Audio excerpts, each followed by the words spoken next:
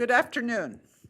I am Sarah May Stern, and I am very proud to be here today as chair of Hudson Institute to introduce Hudson's new Walter P. Stern chair, Nikki Haley.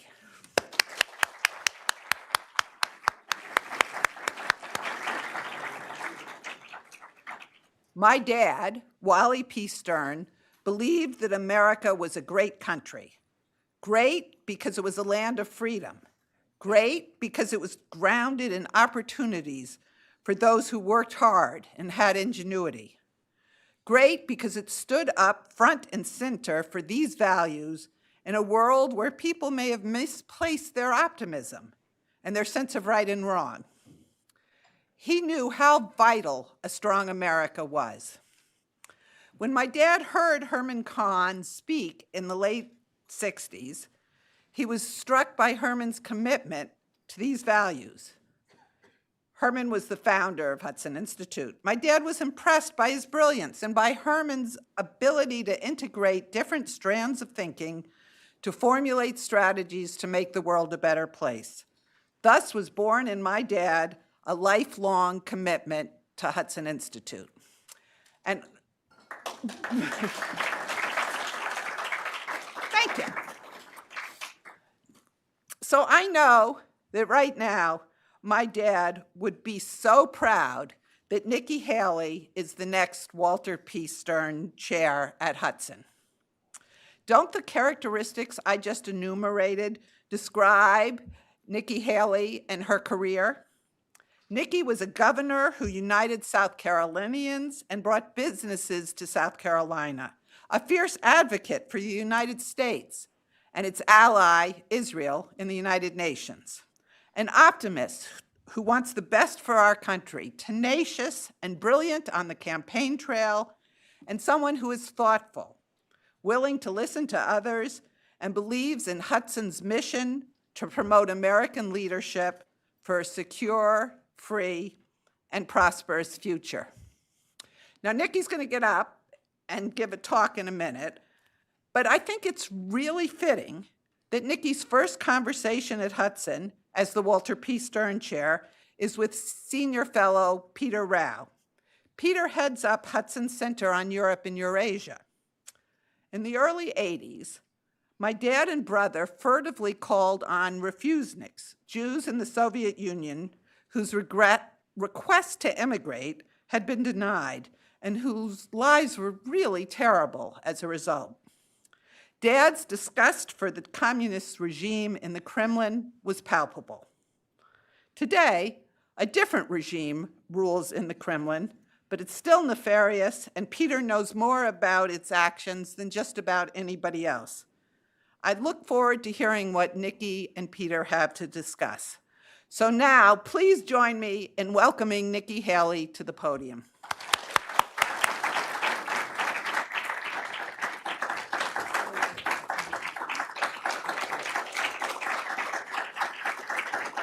Thank you so much.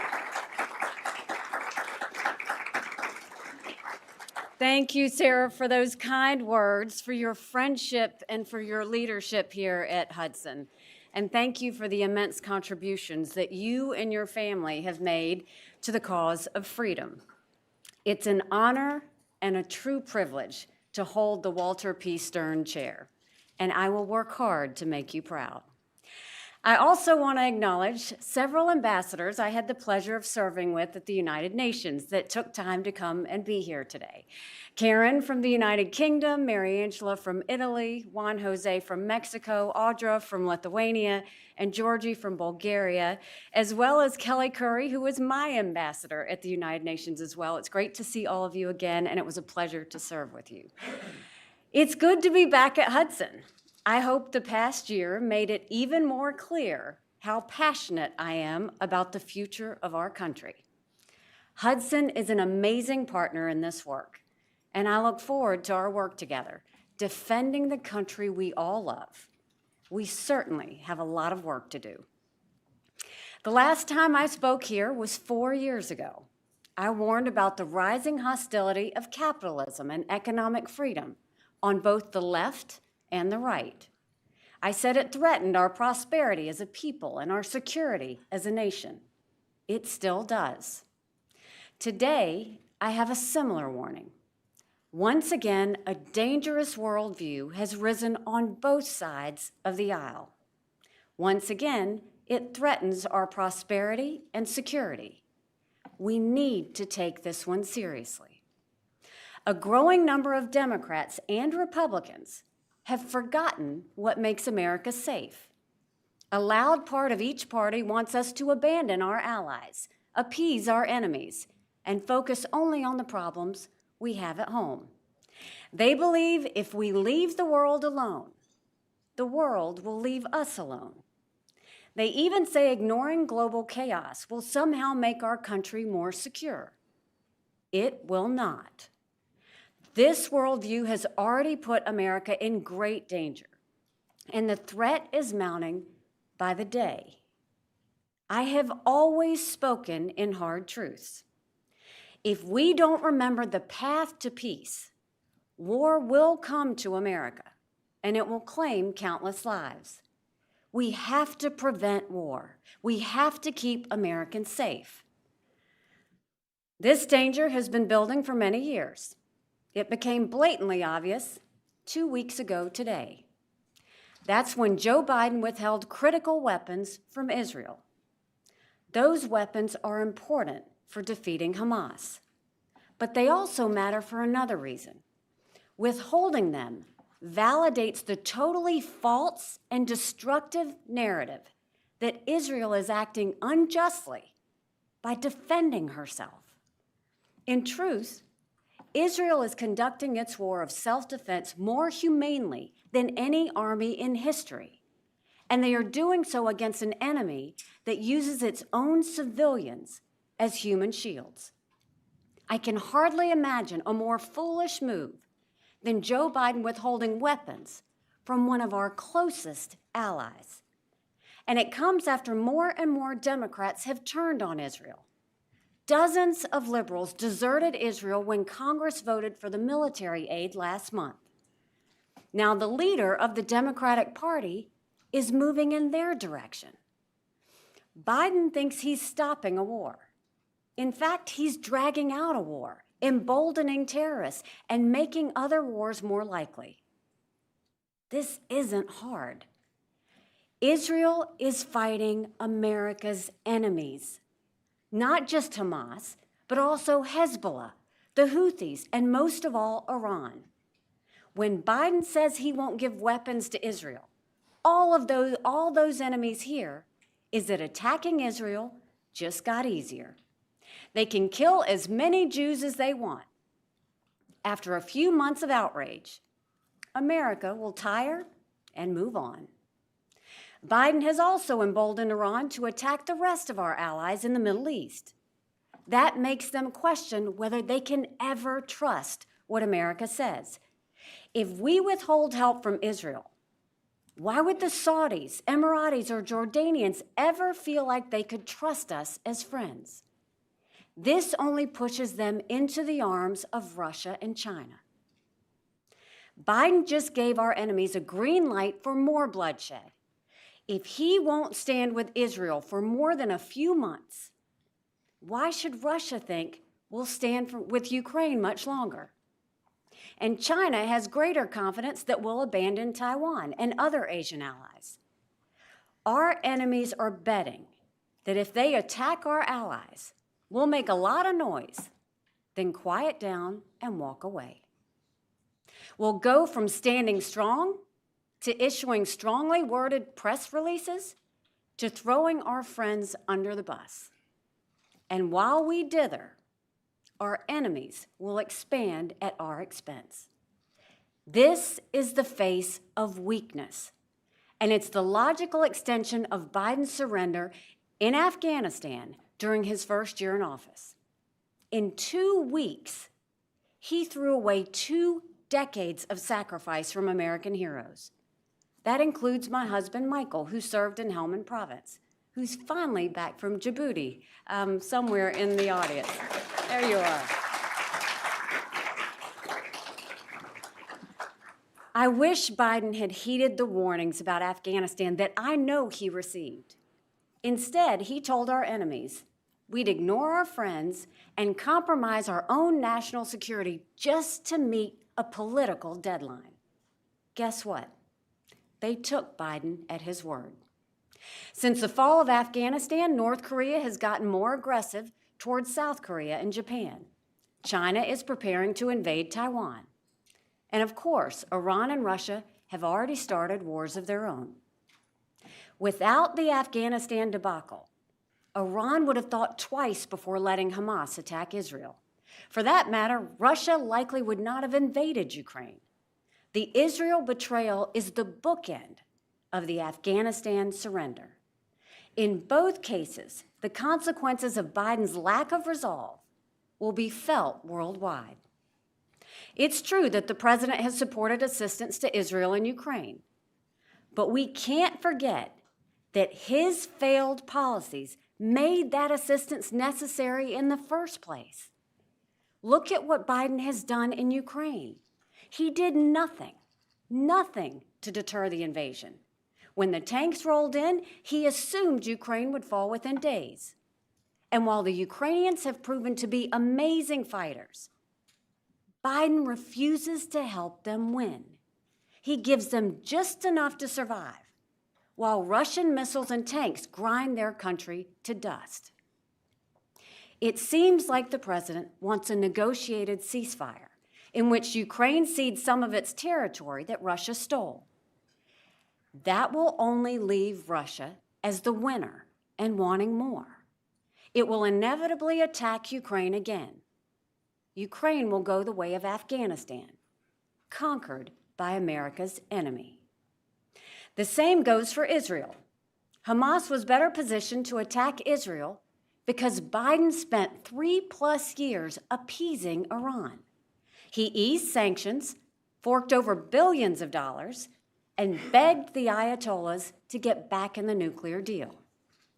Biden has given Iran nothing but cash and time. Cash and time it used to strengthen its terrorist proxies, cash and time it used to get to the brink of a nuclear bomb. Joe Biden's legacy is already clear. He will go down in history as the commander-in-chief who refused to stop our enemies.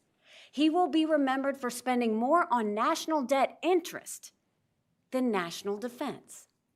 He weakened America while letting China, Russia, and Iran grow stronger. And he still has time to do even more damage. But all is not well with my fellow Republicans either. Just a few weeks before Biden threw Israel to the wolves, many Republicans in Congress tried to push Ukraine off of a cliff. All told, 112 House Republicans voted against military aid to Ukraine.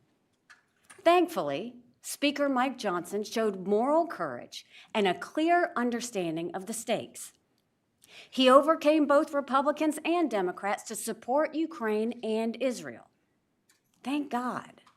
Two countries who are America's friends, and they're fighting America's enemies. If they win, we win. If they lose, we lose. Most Republicans understand that when it comes to Israel. 32 Americans were murdered on October 7th. Hamas is still holding American hostages. Why no one is talking about that daily, I will never understand. And the radicals on college campuses hate America as much as they hate Israel. That's why we must stand with Israel without apology. I hope Republicans keep standing strong with Israel to defeat the terrorists.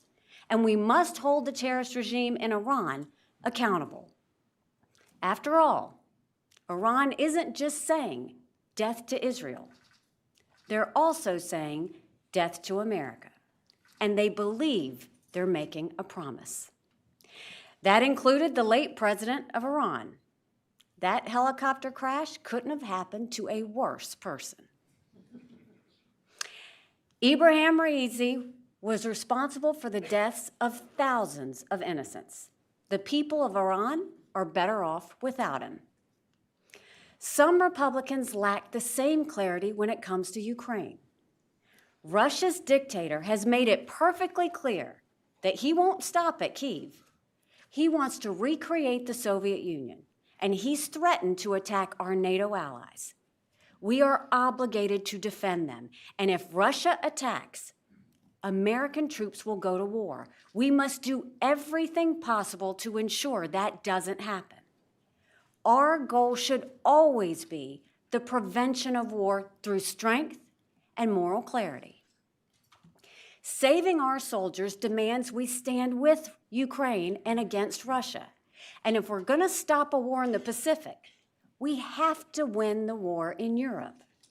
No one is watching Ukraine more closely than China. No one is watching Israel more closely either. If we throw in the towel, China will assume it can invade Taiwan with impunity. China is waiting to see if America is stupid enough to throw away the Middle East, Europe, and the Asia Pacific all at the same time. But China isn't just waiting. President Xi is actively coordinating with Iran and Russia. China props up the Iranian economy so it can keep sowing chaos in the Middle East. China props up the Russian military to help destabilize Europe. Xi Jinping will keep supporting our enemies because it undermines America. A fourth-grade bully gets it, even if a fourth-term congressman doesn't. Now, I'm sympathetic to many of my fellow Republicans' concerns. They say we need to end the crisis at our southern border. That's absolutely true, and there's an immediate need for action. Biden has given illegal immigrants and drug runners the green light to flood our country and kill our children. Securing the border is a national necessity. Our safety and security demand it. But Republicans are wrong when they say we have to fix the border before doing anything else. We shouldn't pretend we can only solve one problem at a time. If that's how we think, we have a long list to get through. We need to fix our broken education system. We need to end inflation and give working families relief. We need to get runaway welfare spending under control. We need to stop the crime that's sweeping college campuses and destroying our cities. Do these Republicans want us to ignore those issues too? Only until we deal with the border? Or is it just support for Ukraine they claim is getting in the way of dealing with our border? This is America. We can do these things at the same time. In fact, we have to. If we try to tackle them one by one, it'll be decades before we finally get serious about our enemies. By that point, they'll be even stronger, but we'll be weaker. And defending ourselves will be more expensive, not less. When your enemies are preparing to storm the beach, you don't bury your head in the sand. I also agree that we should cut foreign aid. At the United Nations, I dealt with plenty of countries that hate America, then put their hand out and ask for money. I fought to stop them from getting a cent, and I support cutting foreign aid even more. But sending weapons to Ukraine and Israel isn't foreign aid. It's an investment in the world in which authoritarian dictators cannot run roughshod over free countries. We should end the war in Ukraine, but that doesn't mean appeasing Putin. It means sending Ukraine enough missiles, tanks, and fighter jets to send Putin packing. We don't need a forever war. We need a fast war. And we need Ukraine to win this war now. Finally, China is the biggest threat facing America. But biggest threat doesn't mean only threat. And we must realize that all of these threats are working together. When Japan attacked Pearl Harbor, America didn't ignore Nazi Germany and fascist Italy. We confronted the Axis powers simultaneously. China, Russia, and Iran are the modern-day Axis. While China is the senior partner, its fate is closely tied to the junior members. If we don't help our friends beat Russia in Europe and Iran in the Middle East, then China will impose its will over Asia, and America itself will be in serious jeopardy. Such a crisis is closer than we think. Joe Biden is rushing toward it, and some Republicans would move us toward war as well. By abandoning our allies, they're aiding our enemies. It isn't just short-sighted, it's self-defeating. Our enemies want to crush us. They see a chance to destroy America.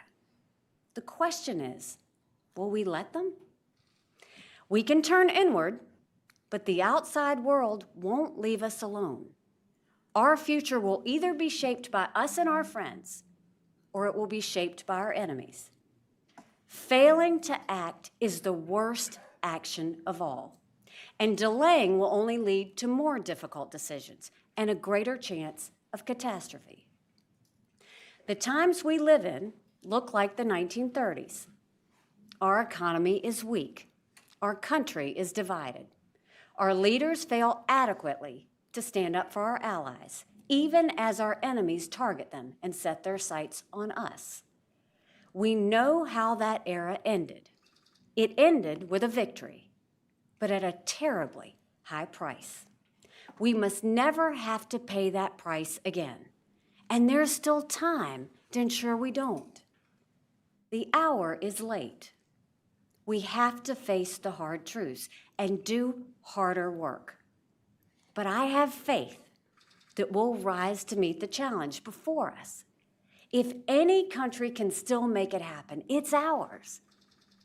As my immigrant parents told me and my siblings, we are blessed to live in America. And as every generation of Americans proves, we always rally to defend that blessing. Thank you, and God bless.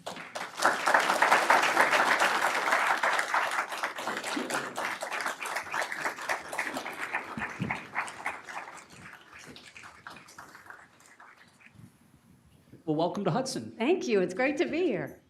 Are you prepared for Hudson staff and me to go around Washington referring to you as my colleague Nikki in the coming weeks and months? I prefer Nikki. Others were moments in time. But yes, I'm very much looking forward to the partnership. You know, Hudson is just, I always have wanted to surround myself with quality and with courage and with those that have vision for not just this year, but 20 and 30 years out. And nothing defines that more than Hudson. Domestic policy, foreign policy. I wanted quality in the people that I was with, and I wanted courage that I'm with people who are gonna speak the hard truths. I think we need that now in America more than ever. Well, I can see you're ready for the policy discussion, but before we do that, this is your first time in front of the Klieg lights on stage since exiting the presidential campaign. How is return to civilian life, so to speak? How are you doing? You know, it's really good. I mean, it was weeks that I was sleeping 10 to 12 hours a day. I mean, the first thing I did was catch up on my sleep. I quickly got back to running, which I missed during the campaign. I was able to go and spend time with my parents who live with us and get Michael back home from deployment, which was a blessing, spend time with the kids. But I suspended truly with gratitude. So much gratitude. Gratitude towards the support of my family, even Michael, who was 8,000 miles away, amazingly supportive. Supportive of my friends who stood by me. Supportive of an amazing campaign team led by John Lerner, who is truly not just a dear friend, but a fantastic consultant. Betsy Ankney, you don't get better than that in a campaign chair. You know, Mary Kate Johnson, who was an amazing fundraiser, Cheney Denton, who I will forever value being our comms director, Leslie DeWeese, who's with me now, who managed our policy. You know, we just had amazing people who really love America. And so I'm grateful for them, and I'm grateful for the millions of people who have voted and continue to support us. So I had no regrets. We left it all on the field. I just have gratitude that I was able to go through the process and fight as hard as I could. And, you know, how blessed are we that we can live in a country where we can do that? Well, some of them are here. And I could see them one by one smiling as you mentioned their names. So clearly you're a tight-knit group. And They've earned it. They've earned it. So let's turn to the speech. And there, one line that stuck out, and I'll just quote it as you delivered it: "Our future will either be shaped by us and our friends, or it will be shaped by our enemies." I think there'd be a lot of analysts who would agree with that statement, but they might then ask, can the United States pull back from the world and expect our friends and allies to fill the void? Put another way, how important is American leadership to this alliance system that we've built? Well, let me put it another way. Why would we want to leave our allies? America can never be so arrogant to think we don't need friends. But you have to be a friend to get a friend. And I look back at 9/11. We needed a lot of friends after 9/11. So, one, America should want friends. But I saw at the United Nations, when America speaks, the world listens. And the world craves that moral clarity. The world craves that leadership. And it can, whether we're fighting for freedom, whether we're fighting for democracy, whether we're fighting for human rights, we owe it to all that is good about America to spread that far and wide. Because if we're not loud, our enemies will be. And so I think it's just as much a necessity for America to want our allies as it is for our allies to want America to lead, because they don't want to follow Russia and China. And I will continue to say, when America is weak, the world is less safe. And I think we're seeing that right now. And we have some of our closest friends from the diplomatic corps here. I venture to say if a Russian official or a Chinese official delivered a speech like that, it would be a very Spartan crowd cheering them on in the audience. So I think that speaks to America's alliance network and friendships around the world. One friend and partner, of course, has become Ukraine. And on the topic of the war in Ukraine, you gave a very full-throated endorsement of the Ukrainian cause in your remarks. There, too, maybe I can hear some of the howls, faint howls of disappointment from the isolationists who might say, that's all well and good, Ambassador Haley, but that's sort of what we heard about, say, South Vietnam in the 1960s. And that sort of full-throated political support led us on a slippery slope into a conflict that we didn't want to be in. How do you answer that charge to them, or even to just the average American who might out there worry and have some fears watching a full-blown conflict erupting on the European continent? It's very different. I mean, with Vietnam, we had 500,000 American troops there. We don't have that in Ukraine, and they have been amazing fighters. They want to fight this themselves. At that time in Vietnam, there was a lot of internal conflict. Ukraine is very united in the fact that they don't want Russia to take them over. They're very united in defending their freedom and defending their country. This is something we should want to do. Why would we want an enemy to beat a friend? I can tell you at the United Nations, Ukraine was an amazing friend to us. They supported us on almost everything. They showed up without me even asking them to be there. And now they're not asking for our troops. But this should have been over by now. And why are we just dangling out bits at a time to only allow them to survive and not work with our allies to give them the tools to win? They have the passion, they have the spirit, they have the ability. What they don't have is friends stepping up to the plate and having the courage to say, this is wrong what Russia has done. But not only that, look at what Putin said in one of his national speeches. He said it from his own words at the time of the invasion. This is not a war on Ukraine. This is a war on the West and NATO. Putin sees us as morally corrupt. That's all you should have to hear to know that defending Ukraine is defending ourselves.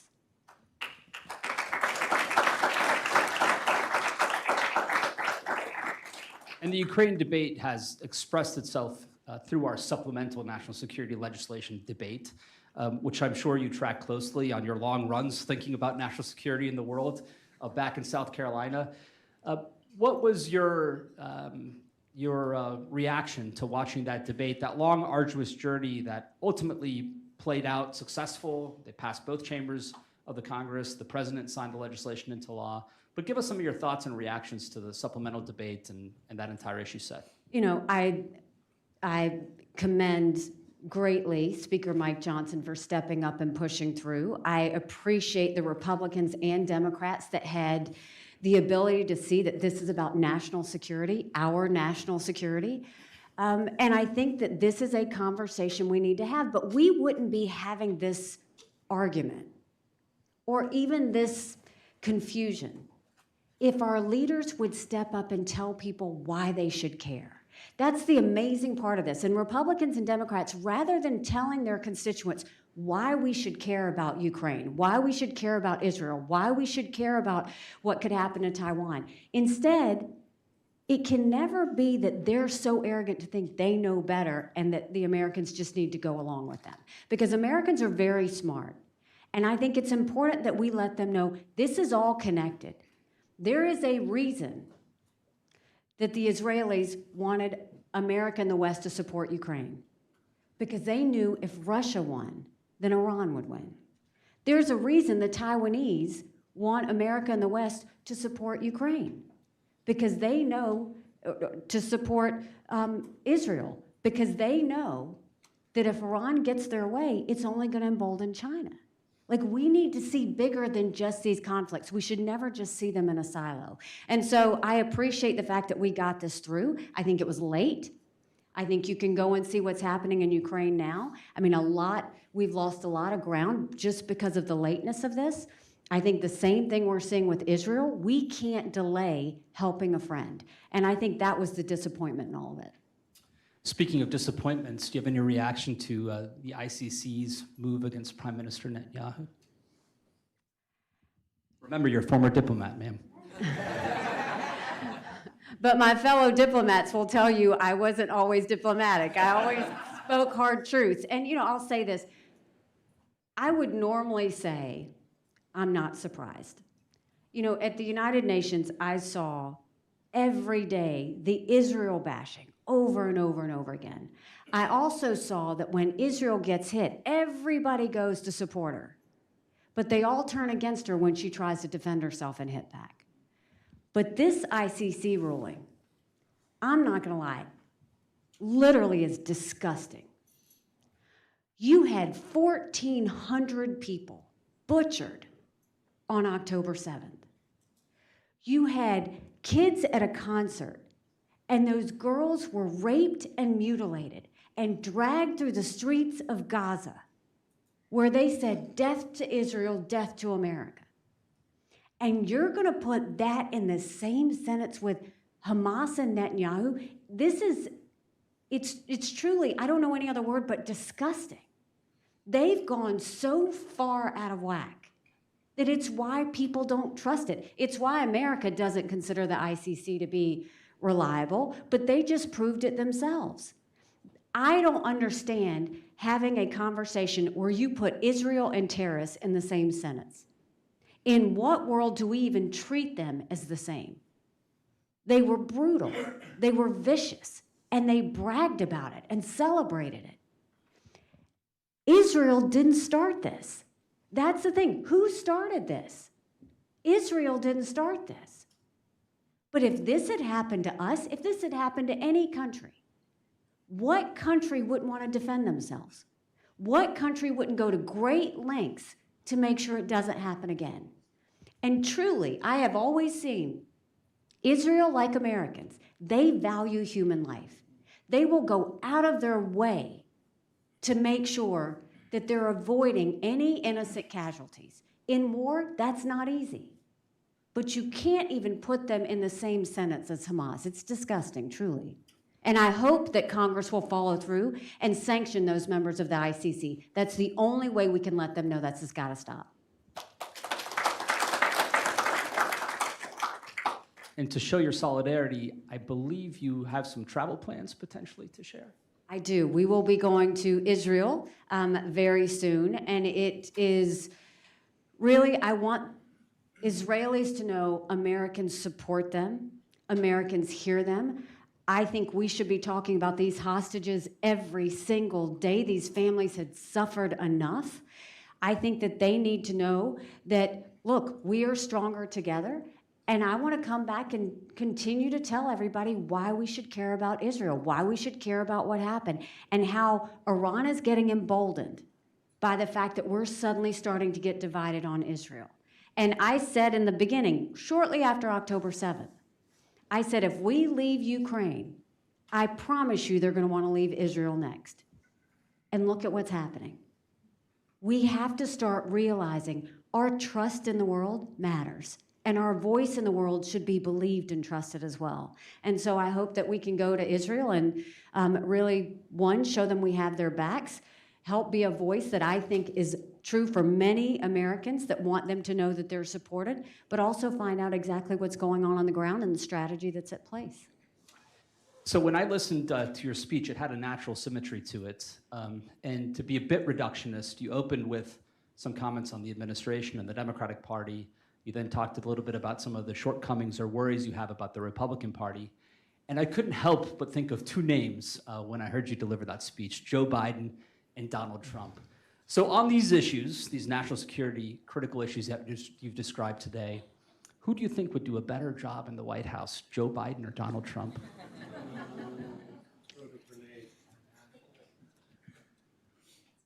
As a voter,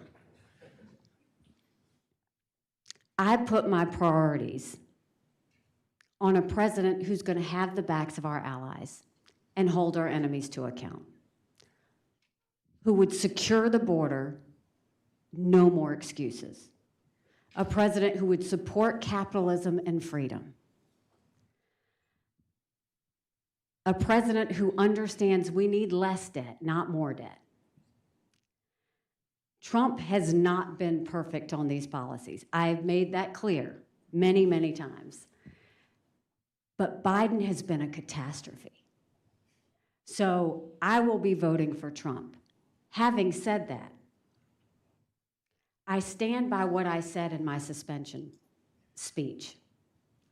Trump would be smart to reach out to the millions of people who voted for me and continue to support me, and not assume that they're just going to be with him. And I genuinely hope he does that.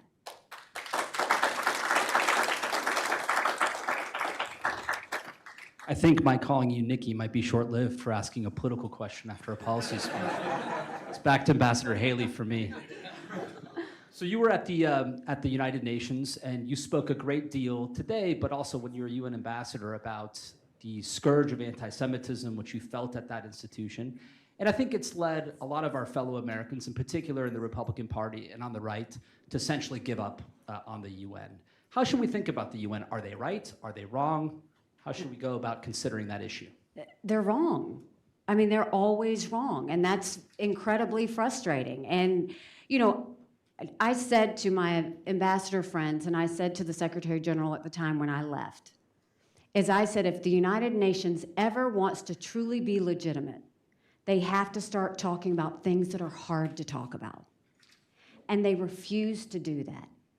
But I look at all the Israel bashing. I look at the fact that they stood up and paused for a moment of silence for a brutal killer of innocent Iranians. I look at the fact that they continue to they lean in on China and Russia. They lean away from freedom. And so, I mean, look, I think the UN is a farce. It's disappointing. It's frustrating. It's, you know, why I worked hard to really pull money back away from it. But, you know, why do we stay? The reason we stay is one reason, and it's because America has the veto. And, you know, you've got 5 countries that have the veto: UK, France, America, China, and Russia. And if we walked away, bad things would happen. Because as Karen knows, we stopped a lot of bad things from happening. And that's the reason we stay. But it continues to show not just Americans, but a lot of the world why we're not getting a return on our investment. Let's go semi-back to politics, because it just occurred to me as you were speaking that you might be the best equipped American, given the number of events you did in the number of states on national security issues, to give us a sense of where the American people stand on some of these big foreign policy issues. As you rolled out your policies and got feedback from voters in town halls, is there anything that particularly impressed you, surprised you, shocked you? For example, on Ukraine policy, would you say that the conventional wisdom in Washington is just off this or that way compared to what you're hearing in Iowa, South Carolina, New Hampshire, and beyond, since you traveled so much of the country? during the time that, we were campaigning, this was really when the debate of Ukraine was hot. And you were seeing more and more of this isolationist. So when we would do, which was hundreds of town halls, I purposely would take a good 10 or 15 minutes to go through foreign policy. Even though that's not pretty or sexy or what everybody wanted to talk about, I thought that it was a responsibility I had to let people know why they should care, because no one else is doing it. And so you had people who would come in to a town hall, and the majority of them not understand why we were dealing with Ukraine when we were dealing with a border that was completely open. And what I told them was the story, which is, here you have this freedom-loving country that was invaded by this dictator. And if you look at what a friend they've been to us, immediately everybody, all those men went to the front lines immediately to defend their country. And the women didn't stand back. They immediately started making Molotov cocktails, whatever they could do to support their men. And when everybody only gave them 5 days to survive, they kept fighting because freedom mattered. Their country mattered. And so you look at that, and Russia thought they were going to win very easily. But what happened? Russia didn't do as well as they thought. We saw that they lost 87% of their fighting forces that started the war. They raised the draft age in Russia to 65. We saw they were getting drones from Iran, missiles from North Korea. We saw Russia falling. And what happened? October 7th. There is no coincidence that here, when Russia was starting to falter and Ukraine was starting to strengthen, that all of a sudden you have Hamas invade Israel. Now, I believe October 7th, Putin's birthday, I think that was a gift from Iran to Putin. I don't think that was a coincidence. I think that day was very symbolic. But more than that, look at what we know. We know that Russian intelligence helped Iran in that attack. We also know that China was funding Iran, has been funding Iran. But why would they want this? Because all eyes were on Ukraine. And the second this happened on October 7th, what did America and the world do? We took our eyes off of Ukraine and we moved it to Israel. And that allowed Russia to strengthen up, to do the things that they did. And now you see what's happening in Israel. And no one is watching this more than China, because they paid attention to all the companies that boycotted Russia, all the countries that helped Russia. They're paying attention now to who's with Israel, who's not with Israel. They're paying attention to if America's getting tired. And Taiwan is hoping that we stand strong in Ukraine and stand strong with Israel. Because if we do, they know that that would deter China. And so all of this is connected. And I would go out and tell Americans, don't look at this as just surprisingly incidences that are happening at the same time. This is coordinated. Every bit of it's coordinated. And America needs to be smart enough to say, let's get in front of this. And the only way that will happen is when America grows a spine again. If we grow a spine, all of this will start to fix itself. If we continue down the path we're going, you can expect Taiwan to be next. Well, I think that is the key insight, that these anti-American actors, be it the North Koreans, the Iranians, Russia, China, are all working together. And it sounds like you would describe that as almost an outright alliance of sort of anti-American actors on the Eurasian landmass. Is that a fair interpretation? Without question. I mean, look at what North Korea is doing. North Korea is helping Russia. You've got China helping Iran. You've got, Russia helping, whether it's intelligence or anything. They're all working together, not because they love each other, but because they all hate America. And so if they are that determined to destroy us, why aren't we that determined to save us? That's the part we have to remember as Americans. And I can say, when I talked about it on the campaign trail, Americans appreciated hearing that. Once they heard how this was all connected, Once they saw exactly what the entire picture was, Americans are smart, but they just need to be told why we have to care.